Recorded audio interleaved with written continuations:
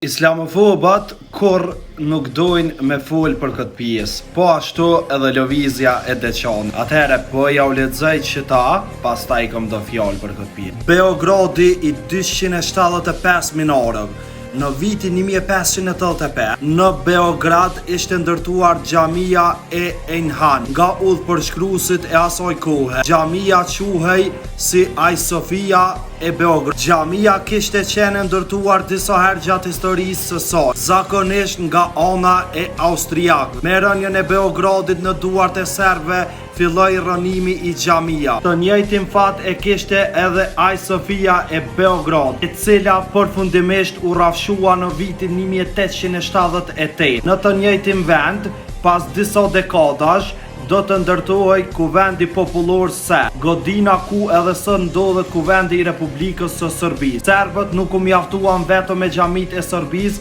ata rënuan edhe qindra xhami në Bosnje, Kosovë, Maqedoni dhe Maltëzi. Së fundmi, në vitin 1998-99, serbët shkatruan rreth 225 xhami. Këto fakte ju dhomin islamofoba dhe lëvizjes së deçanit. Sepse Serbia, para se me orë qëta fliqnoka, do me thonë që jetojnë në Serbi, po në momentin që janë orë serbë në Serbi, që tonë e dim që janë ose ortodoks ose janë katolik, i kanë rënuar xhamia. Qysh e cekum edhe këto 225 xhamia janë të rënuar. Pra, kësen mua është të ma dhonë faktin që veç një Allah ka, edhe s'ka për pastinaj.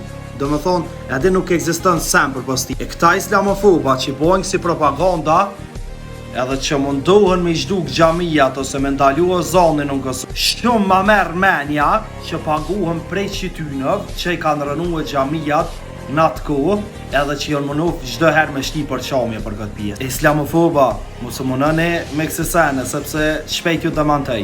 Edhen se jeni çikaç, çikaç jeni.